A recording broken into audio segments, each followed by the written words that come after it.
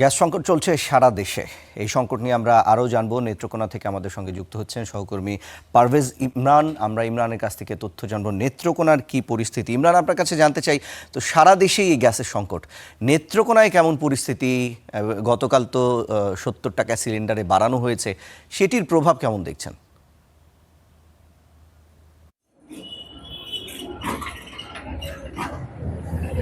জি, ধন্যবাদ আপনাকে। আমরা নেত্রকোনার শুধু না, সারা বাংলাদেশেরই বেশ কয়েকটি জেলাতেই কিন্তু বেশ কয়েকদিন ধরেই কিন্তু তীব্র গ্যাসের সংকট চলছিল।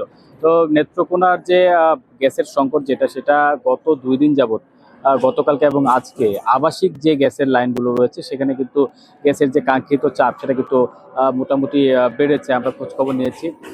দৈনন্দিন যে রান্নাবান্না, সেই রান্নাবান্নার কাজ কিন্তু তারা গতকালকে থেকে কিন্তু করতে পারছেন। দিনের একটা নির্দিষ্ট সময়ে কিন্তু এই প্রেশারটা কিন্তু পর্যাপ্তই বলছেন তারা। এছাড়া আমরা কথা বলেছিলাম নেত্রকোনার যে তিতাস গ্যাস ডিস্ট্রিবিউশন অফিস রয়েছে, সেখানে কথা বলেছিলাম। কর্মকর্তারা কিন্তু আমাদেরকে জানিয়েছে প্রতিনিয়তই কিন্তু গ্যাসের যে চাপ সেটা কিন্তু বৃদ্ধি পাচ্ছে নেত্রকোনাতে। তবে বাসাবাড়ির যে গ্যাসের চাপ সেটা স্বাভাবিকভাবে থাকলেও যতটুকু চাপ রয়েছে সেটা চললেও নেত্রকোনার যে একমাত্র ফিলিং স্টেশন রয়েছে, সেই ফিলিং স্টেশন কিন্তু এখন পর্যন্ত গ্যাসের কোনো চাপ নেই। সেক্ষেত্রে কিন্তু কোনো ধরনের সরবরাহই কিন্তু তারা করতে পারছেন না। আমরা কথা বলেছিলাম নেত্রকোনার যে সিএনজি চালিত অটোরিকশা যাদের রয়েছে এবং এছাড়া ব্যক্তিগত গাড়ি যারা এই এলএনজির মাধ্যমে তাদের গাড়ি চালান, তাদের সঙ্গে আমরা কথা বলেছিলাম। তারা কিন্তু যথেষ্ট বিপাকে রয়েছে। নেত্রকোনার যে সিএনজি চালিত অটোরিকশা চালক যারা রয়েছে, তারা এলএনজি না পেয়ে কিন্তু এলপিজির উপর নির্ভর করে কিন্তু তাদের যে যানবাহনটি সেটি কিন্তু চালাচ্ছেন। তো এই ক্ষেত্রে গতকালকে আমরা জেনেছি এলপিজির কিন্তু দাম বাড়ানো হয়েছে, সিলিন্ডারের ক্ষেত্রেও দাম বাড়ানো হয়েছে, এলপিজির স্বাভাবিক যে গ্যাসের কিন্তু দাম বাড়ানো হয়েছে। সেই ক্ষেত্রে এখন যতটুকু এমনিতেই তো সিএনজি চালকরা বেশি দাম দিয়ে এলপিজি নিচ্ছেন, এর মধ্যে আরও দেখা যাচ্ছে যে এই এলপিজির দাম বৃদ্ধি পেয়েছে। তো নেত্রকোনার এমনিতে বিভিন্ন যে 10টি উপজেলা রয়েছে, 10টি উপজেলার যে বিভিন্ন রোড রয়েছে, সেই রোডের যে নিয়মিত যে ভাড়া, সেই ভাড়া কিন্তু বৃদ্ধি পেয়েছে। স্বভাবতই যেহেতু গ্যাসের দাম বৃদ্ধি পেয়েছে, ভাড়াও তারা বাড়াতে বাধ্য হয়েছেন। তো এই ক্ষেত্রে কিন্তু যথেষ্ট বিপাকেই রয়েছে বলা যায় নেত্রকোনার সাধারণ যাত্রী এবং সাধারণ চালক যারা রয়েছে।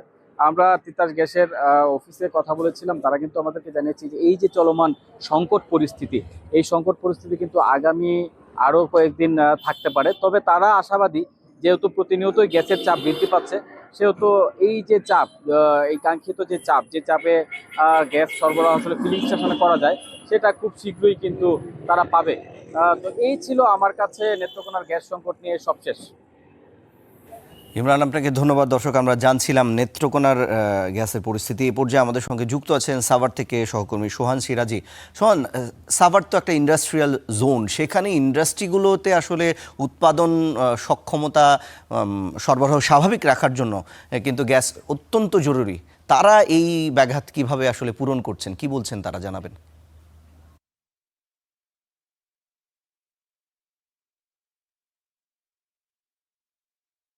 শিল্পাঞ্চল যে সাভার, আশুলিয়া এবং ধামরা, এখানে কিন্তু অসংখ্য বিভিন্ন ধরনের ছোট বড় বিভিন্ন কলকারখানা রয়েছে এবং সেই কলকারখানাতে গ্যাসের যে সরবরাহ সেটির স্বল্পতা থাকার কারণে তারা কিন্তু উৎপাদন যেন চালিয়ে যেতে পারে, সেজন্য তারা বিকল্প যে জ্বালানি রয়েছে সেই জ্বালানি দিয়েই কিন্তু তাদের যে উৎপাদন সেটি কিন্তু অব্যাহত রেখেছে।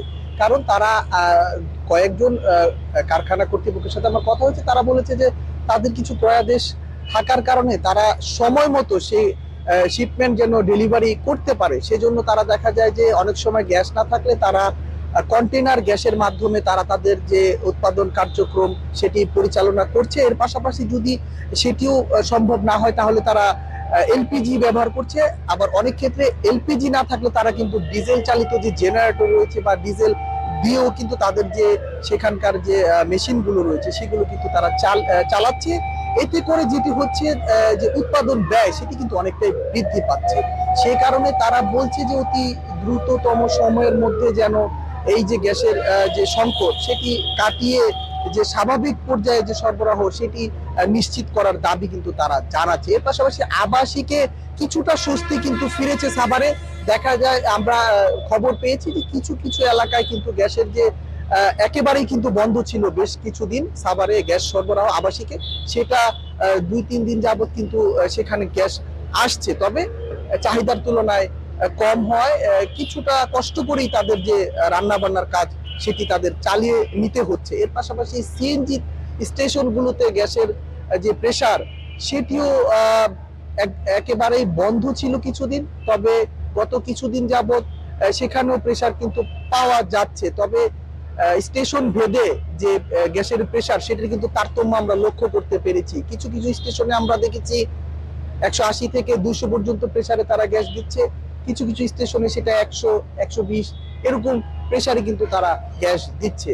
তো সবকিছু মিলে বলা যায় যে সংকট গত সপ্তাহখানেক আগে যতটা প্রকট ছিল তার চেয়ে কিছুটা উত্তরণ হলেও একেবারেই যে প্রমোশন সেটি কিন্তু সাভারবাসী গ্যাস সংকট থেকে সেই উত্তরণ কিন্তু এখনো দেখেনি। তবে আশাবাদ ব্যক্ত করেছে তিতাস গ্যাস কর্তৃপক্ষ, তারা বলছে যে এই সপ্তাহের মধ্যেই তারা সেটি স্বাভাবিক পর্যায়ে নিয়ে আসার জন্য সর্বাত্মক চেষ্টা চালাচ্ছে। তো রিশান, এই ছিল আমার কাছে শিল্পাঞ্চল সাভার থেকে গ্যাস সংকট নিয়ে সবশেষ তথ্য।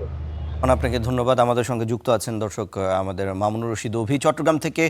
অভি, আপনার কাছে জানতে চাই, গতকাল তো সিলিন্ডার প্রতি 70 টাকা দাম বাড়ানো হলো, চট্টগ্রামের বাজারে এর প্রভাব কেমন এবং সার্বিক গ্যাস সংকট নিয়ে আপনি জানাবেন।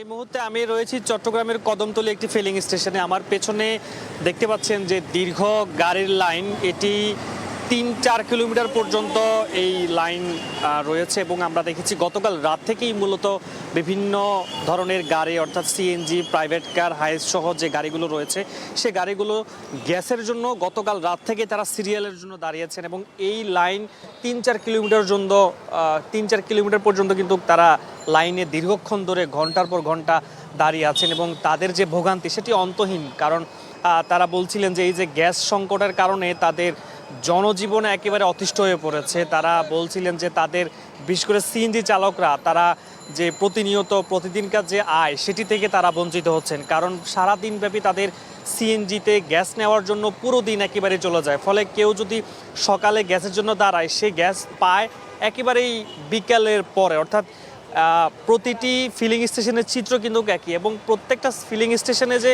গ্যাস দিচ্ছে তা কিন্তু নয়।